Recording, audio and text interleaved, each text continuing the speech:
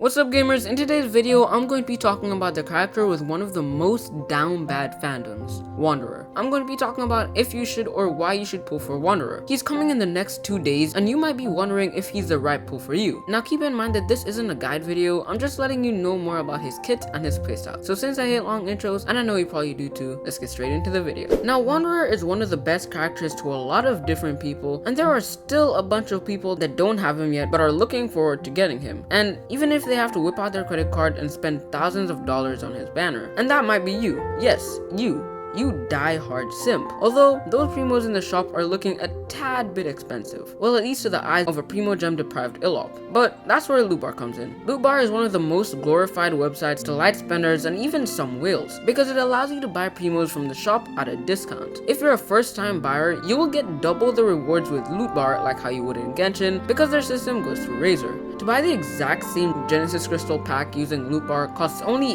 $85, while in Genshin it would cost $100, saving you $14. If you've never used Loot Bar, then you get 5% off your first payment, which saves you 20% off as a whole. Over 20,000 people have used Loot Bar and had zero issues, mainly because the payment process is super simple, with it only needing your UID. Okaja, Jello Impact, and Teva Times have all used Loot Bar in the past and have all loved it. Plus, your purchases can arrive in 30 minutes or less, with mine arriving in only 45 seconds. So if you're going to spend anything in Genshin, please check the link in the description or pinned comment and get redirected to Loot Bar's official website to get those Wanderer or Baiju pulls ready. But with that being said, let's talk about Wanderer.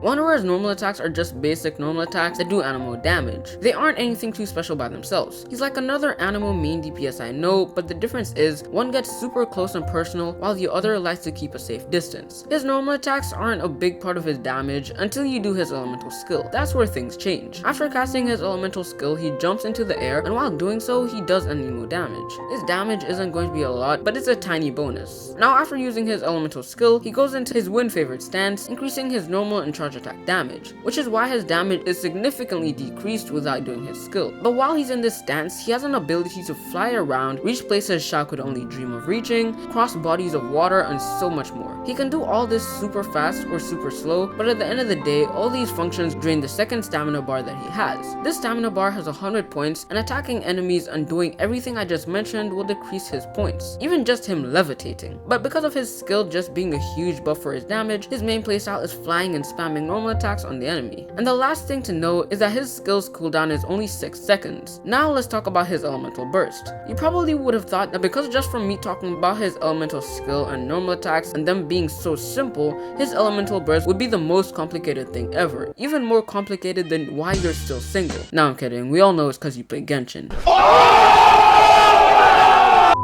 But no, what his burst does is AoE and emo damage. He simply looks down at his enemies like dogs and kicks them. There's definitely a small minority of the people watching this video who would love for that to happen to them, but let me know in the comments down below if you're part of that small minority. Although I'm saying small, but I might be surprised by the amount of people that will actually comment. But then the last thing to know is that his burst has a 60 energy cost and a 15-second cooldown. Anyway, now let's talk about Wanderer's passive talents. His first passive makes it so that when you do his skill and he hits Pyro, Cryo, Hydro, or Electro, he gets different buffs. All these elements provide him with strong buffs and are all really good. Cryo increases his crit rate by 20%, which is a lot. Pyro increases his attack by 20%, which is super helpful. Hydro gives him 20 more points towards his little stamina bar, which allows him to be in his elemental skill stance for a longer period of time. And Electro gives him more energy as you attack. Keep in mind that you have 2 of these buffs active at the same time, and the 2 you get will highly depend on his team comps, which I will talk about later. Now let's talk about his first passive. What it does is gives Wanderer a chance to dash while in his elemental skill and not consume any stamina, and when you do, this makes him shoot 4 animal attacks to do damage and hit the enemies you're up against. Because Wanderer is going to be on field, you're going to want to dash to avoid enemy attacks, so the fact that with his free dash you can avoid big hits without consuming any of his points is amazing, making both his passives super nice and helpful for his damage. Also, if you're enjoying the video, why not consider liking, subscribing, and joining joining my Discord down below. I recently hosted a giveaway and I plan on hosting another one, and if you weren't in the Discord or didn't win the giveaway, you literally get another chance. Plus, you won't miss any of my future giveaways, and trust me, I'm going to host many more. It's also a super fun Discord server where me and a bunch of other people talk about Genshin and have fun. There are so many different people with amazing personalities, and also some that say some very questionable stuff. The members there form their own cults with sus names like this and this, so if you want to join them and create your own sus name, the link will be in the description and the pinned comments. If you need any help with Genshin, we have a channel dedicated to that in specific. If you need any Honkai Star Rail help, we have that too, so be sure to join if you have any questions related to those topics. I can't wait to talk to you, and I hope you take 1 second of your day to join one of the most fun Discord servers. Anyway, since you now know everything about his kit, let's talk about his town priorities to help you spend your resources wisely. Because you're going to be doing most of your damage through his normal attacks, I would say that they should be your #1 priority. Next should be his elemental skill, because it's also a big part of his damage, but to be completely honest, you can level them both up equally. And then lastly, his elemental burst. But now that we got that out of the way, let's talk about his best teams.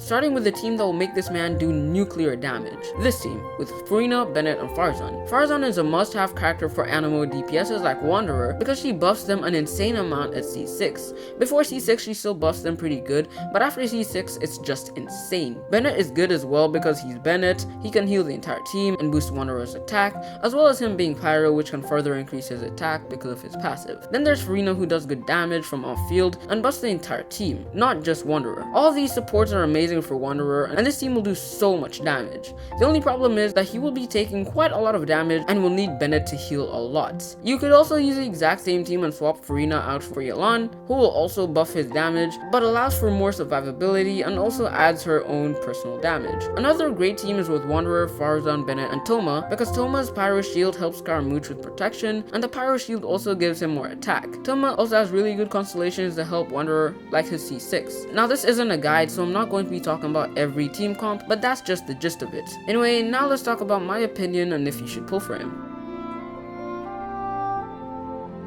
In my opinion, I think that Wanderer is a super fun character. I do think his playstyle is super fun, but in the current meta with characters like Alhaitham, Neuvillette, and Arlecchino, I think that his place in the meta has fallen off quite a bit, especially with all these Fontaine DPS characters that have been released and are going to be released. I just don't think that Wanderer is the best pull. Of course, if you like him and enjoy his playstyle, feel free to pull for him, but if not, I would say save your Primo Gems. Anyway, if you enjoyed today's video, why not consider liking, subscribing, joining my Discord down below, and checking out Loot Bar. Thanks for watching. Bye.